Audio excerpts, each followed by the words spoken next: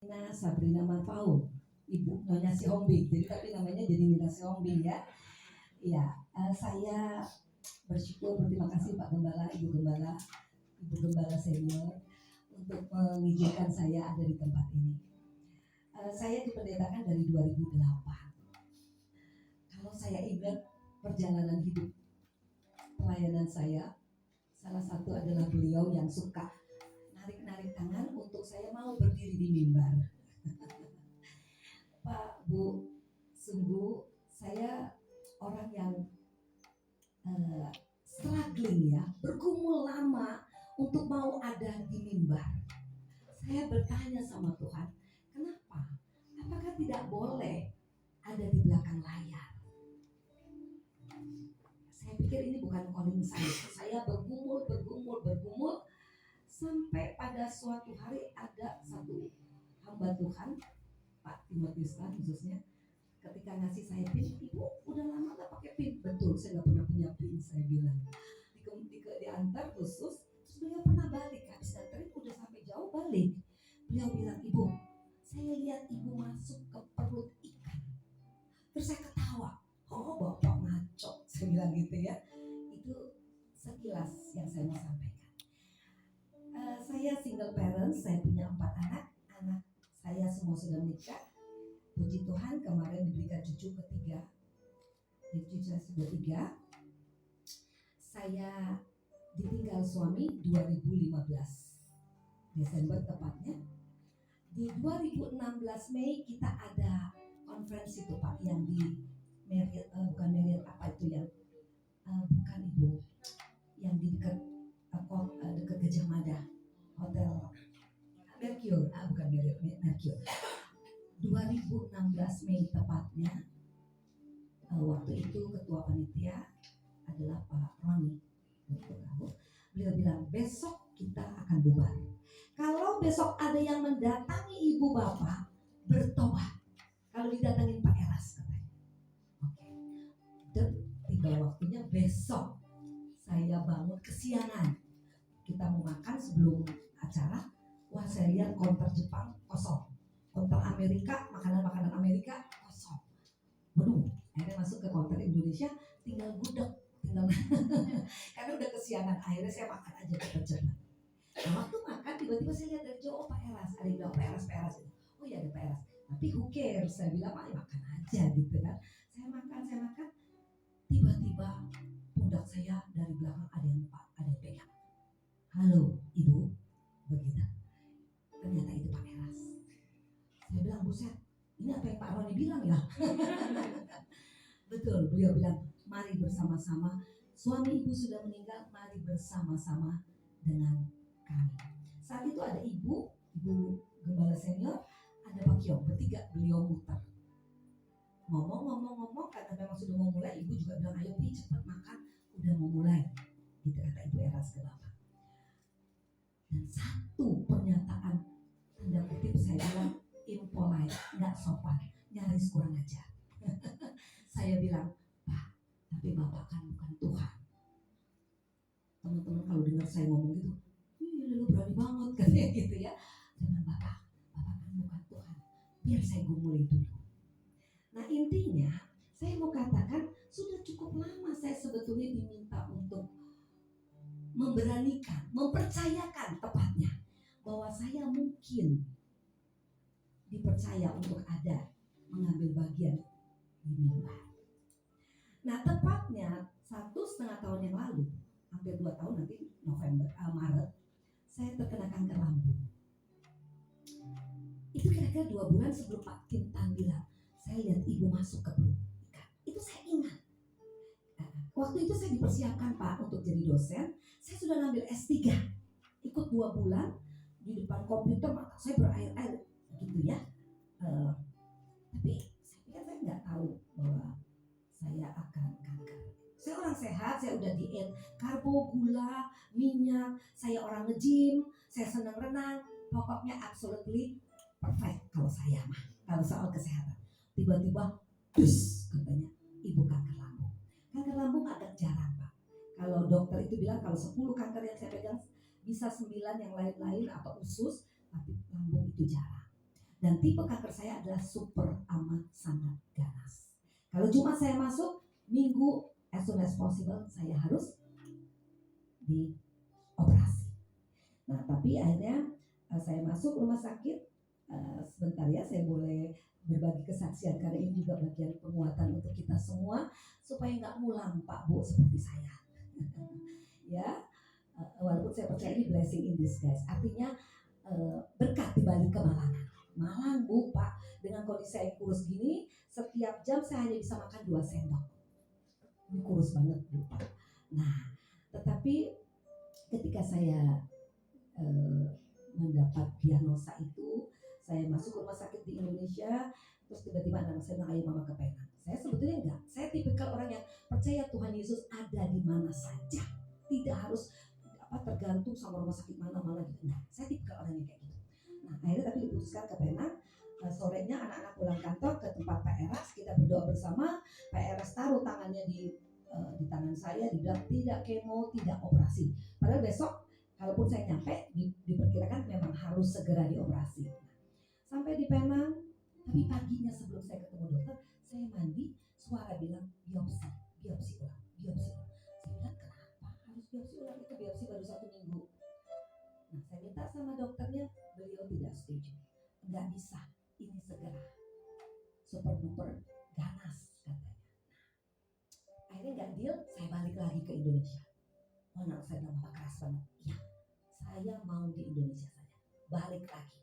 Jadi cuma makan itu dimsum Pak. Dimsumnya kan terkenal di sana. Dimsum Mbak B2. Pokoknya saya keliling-keliling. Anak saya bilang, itu Mama udah dibilang harus secepatnya. Mama bandel. Saya bilang tidak. Oke. Nah akhirnya saya operasi.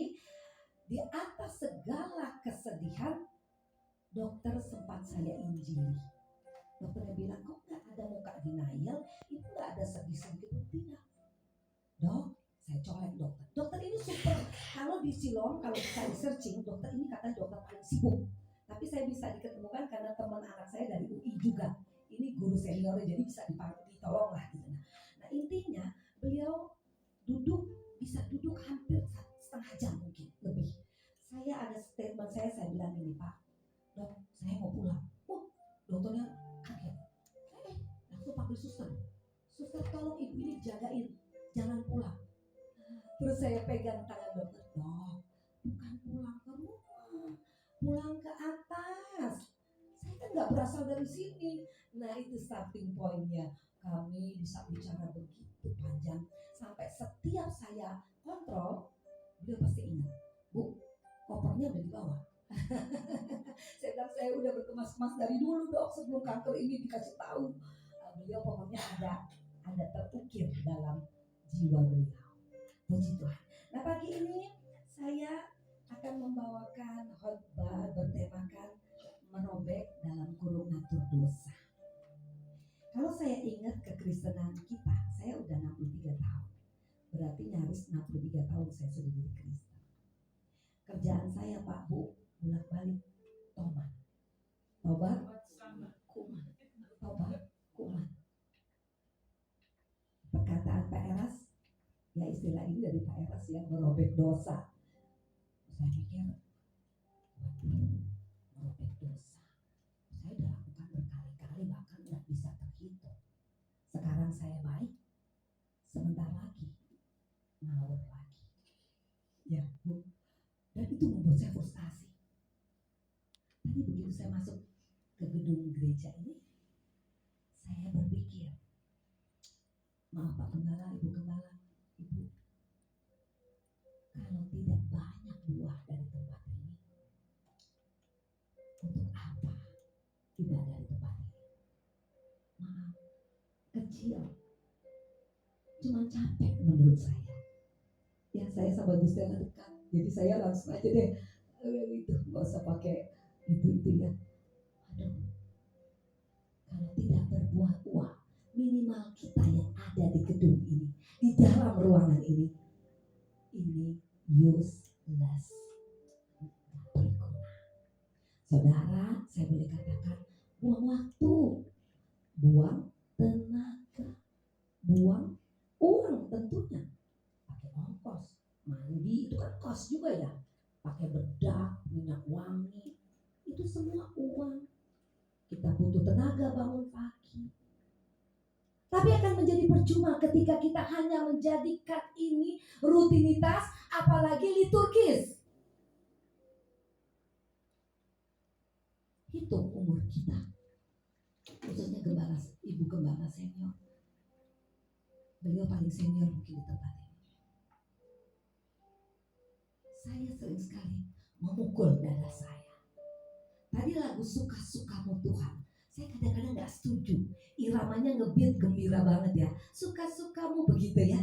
Saya sering meneteskan air mata untuk lagu ini. Coba kalau dibikin slow, bisa nggak? Yang sedih-sedih gimana ya? Gimana ya? Coba.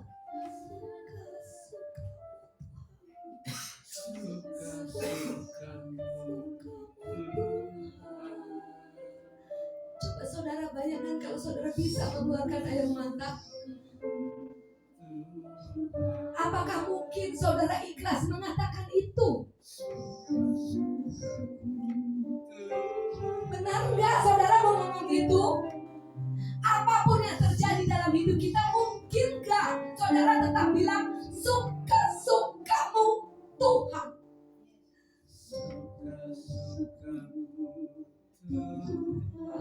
Baik, terima kasih.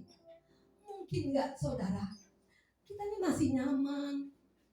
Ini ruangan AC nyaman banget, enak. Walaupun ruangannya terbatas tapi masih enak. Lirik ini sering saya bayangkan untuk Pak Eras, kepala senior kita. Beliau mati-matian mempersembahkan hidupnya.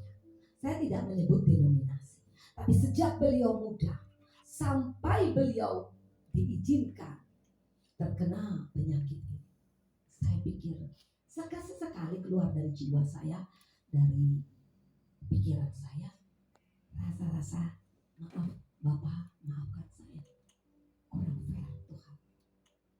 Kalau boleh, beliau mungkin jantung aja deh, cuci darah aja, yang penting masih bisa bicara.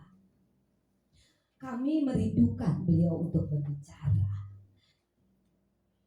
Ya, banyak sekali yang bilang supaya diimpartasi lagi, diimpartasi.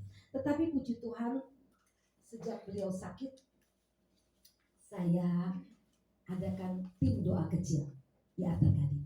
Gak terasa Pak, ada 30-40 ternyata terkumpul selama 7 bulan. Pas 7 bulan, itu pas 7 bulan banget. 22 Oktober, 23 beliau jatuh, saya ingat banget. Karena ada WA beliau 22 Oktober terakhir. Mau naik mimbar Pak, ada WA beliau. Beliau naik mimbar hari Selasa, besoknya Rabu jatuh. 7 bulan kami mengadakan doa dan kami puas karena beliau boleh kembali. Nyaris nyawanya. Nah, untuk kita yang pada saat ini, kalau kita mengagumi, kita mungkin dari di sini cukup banyak yang mengikuti jalan atau sejarah perjalanan gembala senior kita. Termasuk ibu dan bapak Pak Jonas. Beliau-beliau ini senior di katakanlah GBI dulu, sekarang GSKI. Begitu setianya. Tetapi saya mengajak pagi ini, tentu pastinya sama. Saya yakin Bapak Ibu sama dengan saya. Sering timbul tenggelam bertanya, kok saya masih gini-gini aja? Kok saya nggak berubah secara signifikan? Kadang-kadang seperti stagnan, berhenti, atau bahkan mundur. Otak kita kotor, hati kita jahat, perkataan. Kebetulan ada karyawan saya punya usaha kecil, beberapa karyawan, saya suka memukul dada. Ketika saya marah, saya bilang, waduh, lagi-lagi saya gagal. Lagi-lagi saya gagal. Saya tidak menyukakan hatimu. Saya mempermalukan engkau Tuhan dengan cara saya menegur karyawan. Nah, apakah hal-hal seperti itu juga ada di dalam perjalanan sejarah kerohanian Bapak Ibu? Saudara nyaris kesel ya, kok gini-gini aja? Apakah saudara serius meneliti rapot kehidupan saudara? Saudara lihat nggak grafiknya, neracanya? Saudara perhatikan nggak? Sebetulnya untuk melihat ini kita harus bukan lihat dari per hari loh, per jam, per menit. Karena kan saya bilang nyaris ya, saat ini kita baik, suci, tiba-tiba kita berbuat dosa lagi. Dan ini membuat saya kadang-kadang marah. Saya suka bilang, kurang apa Tuhan? Oh ya, sejak saya kanker itu, 1 bulan setelah itu, saya dimampukan doa 3 jam. Tadinya enggak Pak Bu, saya sehat, saya tidak bisa seperti itu. Saya dari jam 3 kurang 15 pasti saya bangun. Karyawan saya tahu. Kalaupun saya ada di beberapa tempat usaha saya udah bangun jam 3 kurang. Saya akan bilang sama karyawan saya yang begadang, kamu tidur, biar ibu yang lihat. Karena saya pakai CCTV kan. Nah, dari jam 3 sampai jam 6 ibadah di pusat, jam 5 sampai jam 6. Jadi jam 3 satu sesi, jam 4 2 sesi kedua, jam 5 sesi ketiga. Dan itu sebuah berkat bagi saya. Saya memang secara badani tubuh boleh binasa, namun saya yakin roh dan jiwa harus menghadap Allah. Dan inilah agenda hidup kita. Kita harus disibukkan untuk memikirkan tentang kekekalan ini. Saudara, kalau saudara tidak siap untuk benar-benar melihat keberadaan saudara, saudara tidak siap untuk benar-benar mati-matian merobek kebiasaan saudara, keburukan natur dosa yang masih ada, saudara, saya katakan dari awal ini akan menjadi sia-sia. Saudara hanya ada di lapisan luar, lapisan atas yang tidak pernah menyentuh sampai ke dalam. Bagi kita semua pelayan ya, tadi ibu yang singer, WL, terlebih kita Bu Pak pelayan, gembala, pendeta, saya pikir ini akan jadi sia-sia. Sia-sia. Kita nggak tahu agenda apa yang sedang kita cari. Apakah kita juga sedang, ya kelihatannya low profile, sederhana, kelihatannya lembut, kelihatannya baik-baik saja. Jangan-jangan kita sedang mencari atau mendirikan bendera pribadi kita.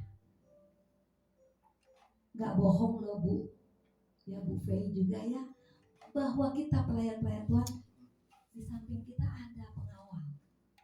Tapi sayangnya bukan malaikat, tapi roh kesombongan. Ada pribadi yang nyaris kita sendiri sebetulnya ngerasa sih, siapa yang gak mau mimbar di atas mimbar yang paling besar? Bohong Bu Pak, ya para pelayan, ibu gembala, ya itu rata-rata seperti itu. Siapa yang gak mau singer, naik jadi WL, habis itu nanti pelan-pelan banyak ya, jadi hamba Tuhan, jadi pelayan Tuhan, pokoknya punya agenda masing-masing. Dan itu kekejian bagi Tuhan. Gak gampang Bu, semakin kita pengen benar, semakin kita pengen suci. Pilar ke-1 GSKI adalah kesucian hidup. Saya gak mau bilang salah satu pilar, tapi saya mau dengan tegas saya katakan, ini pilar nomor 1, kesucian hidup. Jadi betapa susahnya menjaga hati yang suci. Hati ini penuh. Ya Amsal 4 ayat 24 mengatakan betapa liciknya hati. Lebih licik. Banyak orang tidak tahu. Dan saudara, hanya tinggal ini agenda kita. Bukan saya mau katakan tidak usah kerja, tidak usah mengurus rumah tangga, tidak usah bersosialisasi, tidak. Saudara, kita akan melakukan itu setinggi-tingginya, sebaik-baiknya. Kita harus menjadi kaya, bahkan amat sangat kaya. Karena ini dibutuhkan untuk pekerjaan Tuhan. Tetapi yang saya mau katakan, jangan pernah saudara abai untuk melihat neraca hati saudara, neraca saudara dari hari ke hari, menit ke menit, jam ke jam. Bagaimana saudara sedang merobek-robek natur dosa saudara. Saya bilang 1 kali ingin baik, yang buruk muncul 2 kali. Dan ini pekerjaan yang paling sulit menurut saya. Saya sering menangis untuk hal ini. Saya bilang, jangan tempatkan saya di mimbar yang terkenal. Karena saya tahu saya belum siap. Untuk apa?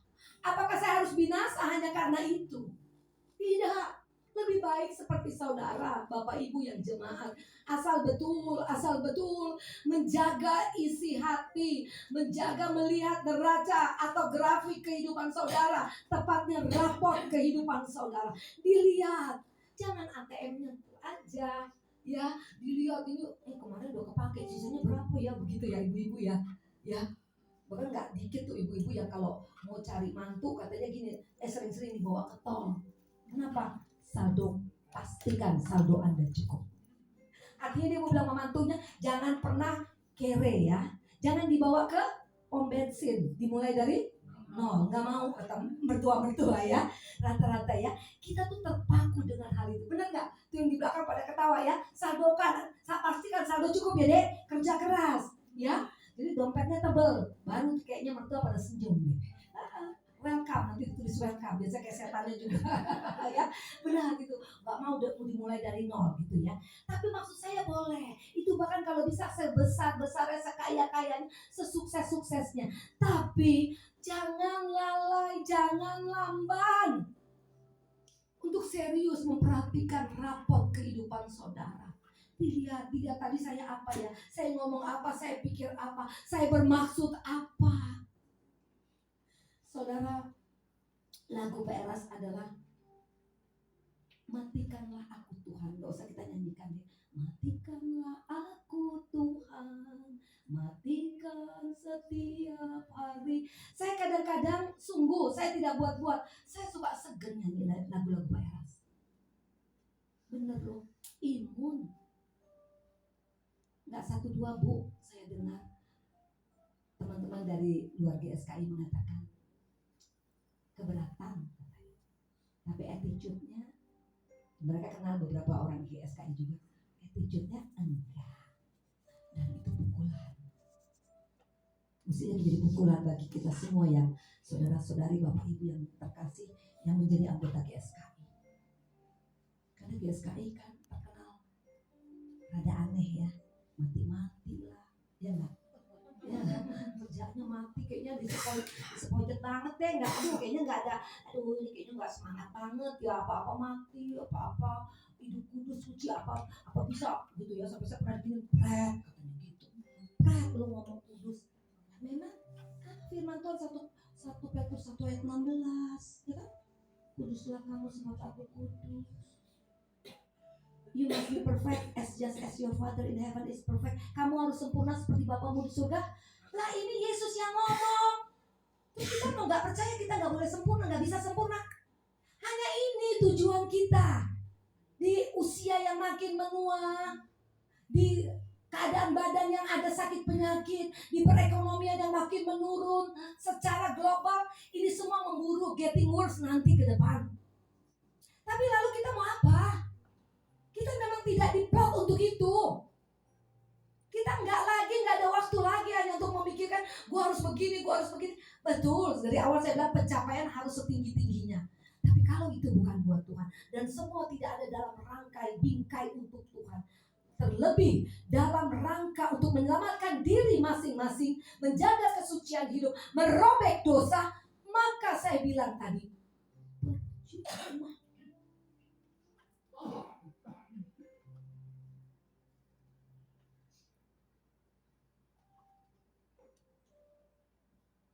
harusnya saudara tahu ini genting. Bukan hanya sekedar penting. Genting, Pak, Bu, genting. Pikirkan hal ini. Jangan lagi, saya udah bilang sekali lagi ya, jangan salah. Nanti saudara bilang itu pendeta mah aneh, kerjanya yang di atas-atas terus, yang di surga terus. Bukan, di bumi seharusnya do your best, terbaik. Tetapi saya mau katakan, kalau saudara hanya menganggap ini hal yang tidak penting atau nomor 2, saudara akan menyesal. Saya jadikan ini agenda hidup saya satu-satunya. Sejak saya dipukul Tuhan dan saya bersyukur, saya dikebuk Tuhan, saya bersyukur sekali. Saya melatih diri saya untuk menghabiskan.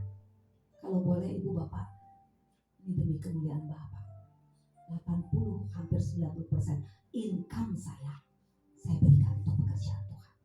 Untuk saya sudah tidak ada lagi, nyaris tidak ada lagi. Saya nggak bisa makan Bu Pak, kadang-kadang marah loh Bu, nangis Bu. Apalagi harga gading ya, ada steak ada apa. Steak itu mau lihat saya, ya udah kata Pak Eros, lihat aja kanan kiri, kulihat saja katanya ya. Jadi saya lihat, saya cium. Kadang-kadang saya beli Bu, gayanya ya namanya masih ada keinginan ya. Kalau nggak ada keinginan gampang loh saudara melewati itu. Tapi saya masih ada keinginan, saya beli. Saya makan dagingnya segini, selebihnya bungkus Bu. Begitu. Jadi kalau saya makan nasi, ibu-ibu satu porsi, saya bisa 4-5 kali makan. Dikit-dikit. Kalau diingat sih saya akan sedih, saya akan takut. Karena saya tahu rumus kesehatan. Tapi saya katakan sama Tuhan, kalau ada kepentingan-Mu Bapa dalam hidupku, aku tahu Engkau pasti pelihara aku. Amin. Nah, makanya Bapak Ibu cari kepentingan Allah. Cari. Tetapi saudara tidak akan bisa terkoneksi dengan Tuhan kalau saudara tidak serius merobek dosa saudara. Saudara tidak serius bagaimana saudara harus mengupas seperti bawang. Sedikit-sedikit harus saudara kupas. Saudara harus buang. Ya, jangan sebentar nanti minta ampun, saudara jatuh lagi di dosa yang sama. Coba bikin grafik. Saya misalnya ya anak-anak muda suka itu tuh ya, seujung jempol, tek. Itu godaannya luar biasa menurut saya. Ya, ada yang modelnya begini lah, begitu gitu ya. Pokoknya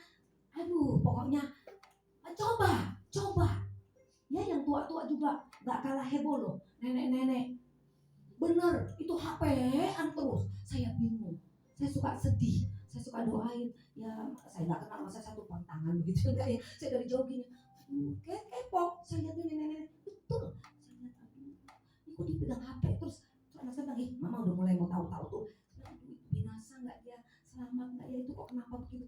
Saya jadi begitu terus Bu. Maksud saya ingin, apalagi kita yang ada di dalam ruangan ini. Suara ini bukan suara saya.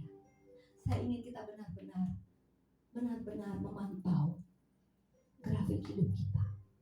Bukan karena muda ya, anak-anakku di belakang. Bukan karena kalian muda atau kalian sehat. Enggak. Itu seperti uap hidup kita. Benar-benar serius. Justru berikan hidup kalian selagi sehat, selagi kuat. Pagi ini saya benar-benar mengajak Bapak Ibu Saudara untuk serius mencabik-cabik, membuang, menghancurkan dosa-dosa. Mungkin dimulai dari yang kecil. Kadang-kadang kita nyaris putus asa. Gak apa-apa, gak usah hal-hal 5 kilometer ke depan yang kita pikirkan. Aduh, aku mau begini deh, aku mau bertobat, aku mau jadi pelayan, aku mau sekolah pendeta, aku mau ini. Enggak usah dulu. Mulai dari 5 meter di depan saudara. Koreksi sekarang, apa yang menjadi kebiasaan saudara? Mungkin film-film kotor, film-film porno, atau anger ya, kemarahan. Atau anak-anak muda banyak sekali memakai waktu sembrono.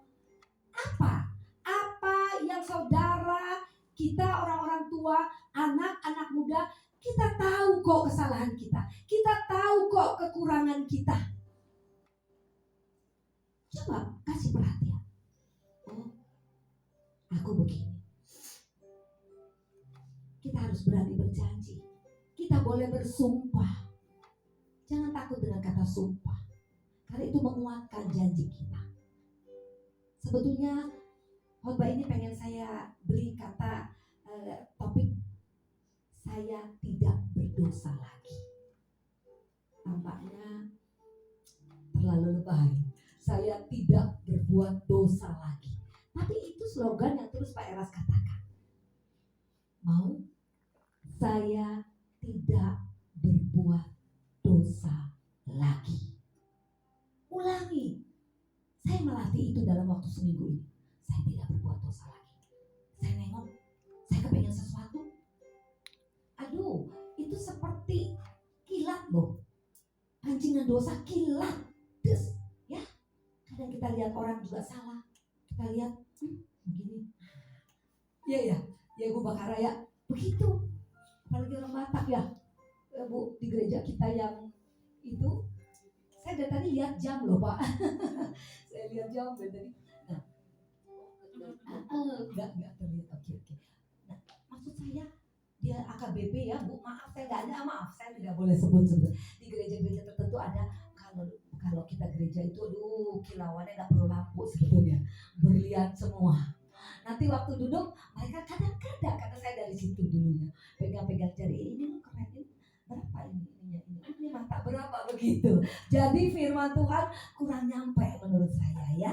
Nah kita akan buka firman Tuhan, dan tadi nggak pakai firman, sekarang buka. Boleh ditampilkan ada Bu atau tidak? Matius 18 ayat 8 dan 9 ya.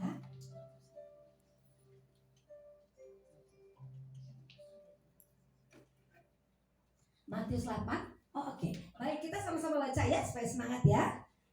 Jika tanganmu atau kakimu menyesatkan engkau, penggalah dan buanglah itu.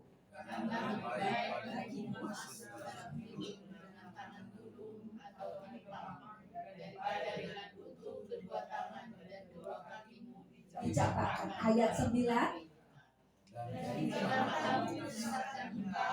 Tutupilah dan buanglah itu, karena lebih baik bagimu masuk ke dalam hidup dengan bermata satu daripada dicampakkan dalam api dua. Amin.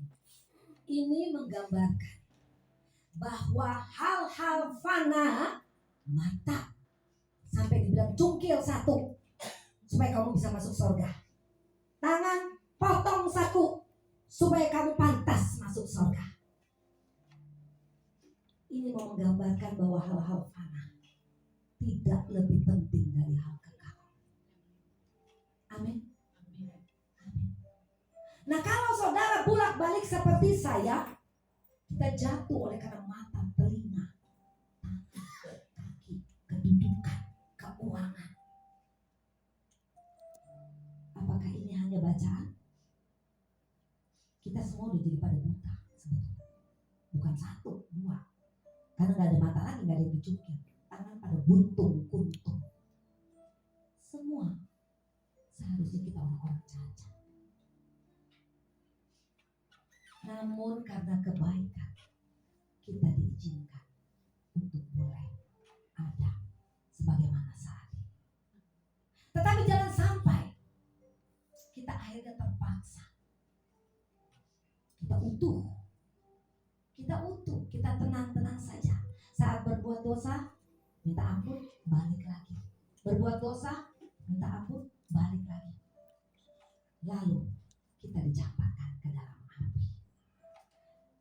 Selamat bagi orang-orang Kristen. Selamat bagi orang-orang Kristen. Karena kita belajar ya, di luar kekristenan mungkin diselamatkan. Ada keselamatan di luar kekristenan, tapi tidak mungkin selamat di luar Tuhan Yesus. Jadi Tuhan Yesus memang satu-satunya jalan. Tuhan Yesus harus mati untuk menyelamatkan kita, untuk memperbaiki hubungan kita dengan Elohim Yahweh Bapa.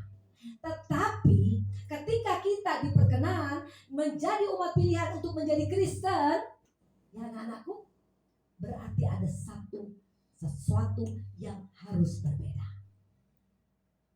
Definisi keselamatan bagi kita adalah dikembalikan pada rancangan Allah semula. Kita harus seperti rancangan Allah semula. Kita harus sama dengan Bapa. Kita nggak bisa biasa-biasa aja. Baik, cukup di baik tidak. Tadi dikatakan Matius 5:48 sampai sempurna. Maka itu pagi ini menjelang siang ini, mari renungkan. Apakah kita memang betul-betul serius merobek dosa, membuang dosa, dan kita betul-betul ada di track bahwa kita ingin berubah, kita ingin bertobat. Karena akan menjadi, sekali lagi saya tutup, saudara hanya akan buang waktu, tenaga. Saudara buang-buang semua kesempatan yang diberikan kalau kita tidak secara serius meneliti kehidupan kita. Saya mengundang singer dan WL. Kita akan masuk dalam perenungan. Kita akan menyanyikan lagu Ku Mau Seperti Yesus, Tuhan dan Rajaku. Mungkin dinyanyikan setengah suara oleh para singer, kita akan tadi tidak minta lagu, tiba-tiba minta. Ini namanya ngeflow.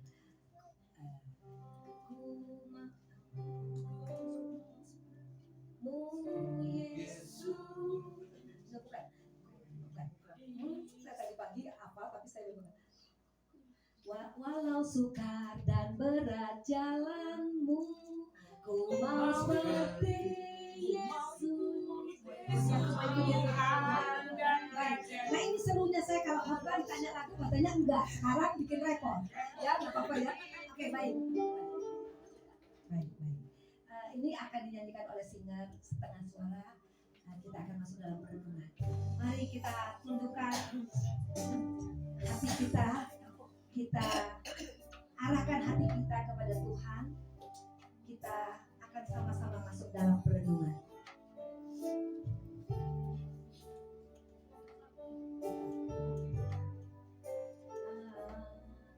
Tuhan dan Raja-Ku, walau sukar dan berat jalan, selalu di sisimu Tuhan.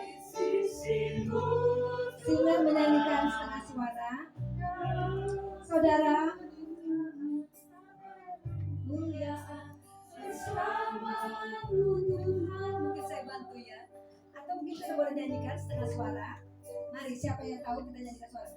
Tuhan dan Raja-Ku, walau sukar dan berat jalan, salibku di sisimu Tuhan. Di sisimu Tuhan, dalam penderitaan sampai kemuliaan. Dinyanyikan berulang-ulang. Saudara, ingat bahwa goal hidup kita adalah kita benar-benar bisa dikembalikan pada rancangan Allah semula. Awalnya Tuhan Yesus sudah melakukannya. Sekarang adalah bagian Bapa dan Ibu dan saya. Kita harus mau serius mematikan seluruh kedagingan kita, mematikan seluruh natur dosa kita. Kalau tidak, Bapak, Ibu, kita akan menjadi orang-orang yang terbuang. Matius 7 ayat 21 mengatakan, bukan yang mengatakan Tuhan, Tuhan, Tuhan yang akan masuk dalam kerajaan surga, tetapi mereka yang melakukan kehendak Bapa. Mari siang hari ini jangan buang-buang waktu, tenaga, uang dan seluruh potensi saudara, tapi saudara tidak yakin bahwa saudara ada dalam proses keselamatan. Mari kita bersama-sama merobek-robek dosa sampai tidak ada lagi tersisa, sehingga pada waktunya kita benar-benar boleh dikatakan selamat. Mari Bapak Ibu, mari kerjakan keselamatanmu dengan takut dan gentar. Mari kita fokus mulai siang hari ini. Mari kita berdoa bersama. Kita satukan hati. Bapa, hamba-Mu sudah berhenti berbicara. Hamba bersyukur Bapa, bahwa Engkau sudah menyuarakan hati-Mu lewat hamba. Bapa, biarlah kami secara serius mengerjakan keselamatan kami yang Tuhan Yesus sudah mulai di kayu salib. Bapa, buatlah kami untuk kami mengerti bahwa Engkau tidak pernah meninggalkan kami. Sesungguhnya kami yang meninggalkan Engkau. Kami terlalu sembrono bersikap kepadamu. Seringkali kami tidak bersikap pantas kepadamu. Pikiran kami, perasaan kami, bahkan lahir lewat kehendak kami. Kami begitu liar Bapa. Tetapi kalau siang ini Engkau berbicara dengan tegas, Engkau berkata jangan buang-buang waktu, jangan sia-siakan hidupmu. Biarlah Bapa kami semua benar-benar bertekad, kami tidak berbuat dosa lagi. Ini moto kami siang hari ini dan selanjutnya. Kami tidak berbuat dosa lagi. Ini janji dan sumpah kami. Kami akan jagai pikiran perasaan kami. Sehingga Bapa, biarlah kami memenuhinya hanya tentang Engkau dan kerajaan-Mu. Kami tahu firman-Mu bahwa ketika kami mencari kerajaan-Mu dan kebenaran-Mu, maka semua Engkau akan tambahkan. Terima kasih Bapak, terima kasih.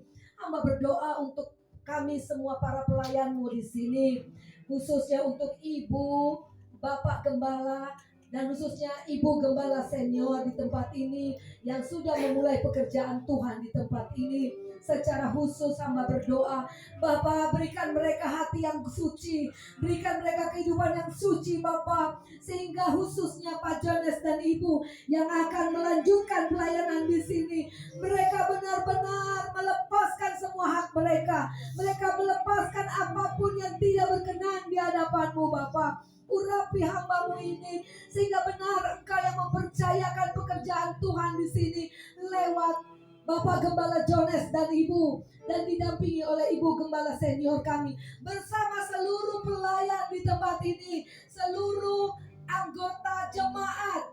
Bapak berkati mereka semua, mulai dari singer, WL, pemusik, semua Bapak, sampai yang tidak hamba sebutkan, atau khususnya jemaat-jemaat yang belum bisa hadir pada saat ini.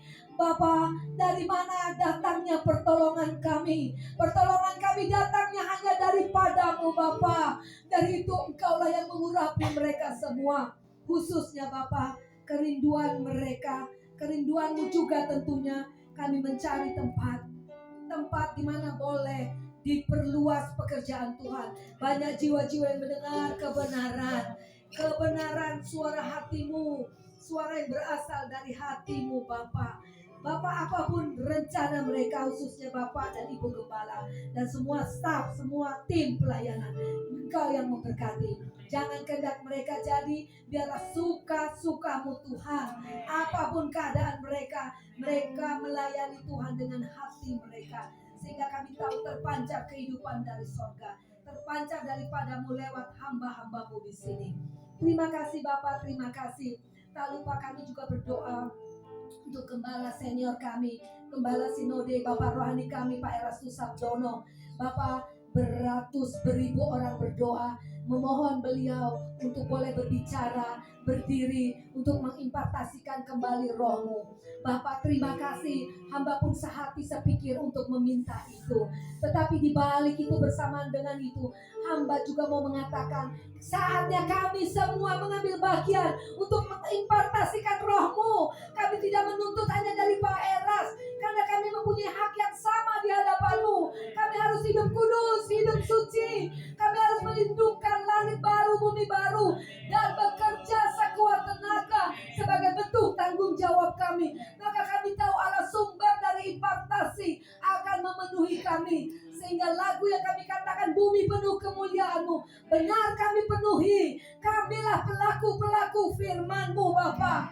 Terima kasih. Kami tetap percaya apapun keputusan-Mu untuk Bapak rohani kami, Bapak Erastus Sabdono, dan juga Ibu Gembala, Ibu rohani kami, Ibu Suharni Liberty, dan seluruh keluarganya, Pastor Stephen Erastus, Pastor Stefani Erastus, semua Bapak, Engkau yang memberkati keluarga Gembala wilayah-wilayah GSKI secara keseluruhan, khususnya Rehoboth, GSKI Rehoboth, disucikan. Mereka mau hidup suci, maka segala pertolongan Tuhan yang tampaknya tidak mungkin, itu pasti mungkin bagimu. Tidak ada yang mustahil bagimu Bapa. Engkau akan mempetakan, bahkan mendirikan, membangun, mengembangkan GSKI, khususnya GSKI Rehoboth dimanapun, untuk menjadi alat Tuhan.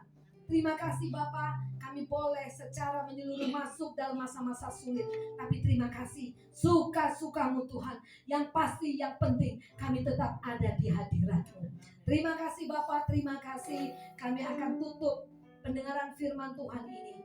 Terima kasih, di dalam nama Tuhan Yesus Kristus kami berdoa, kami bersyukur. Amin. Amin. Kembalikan.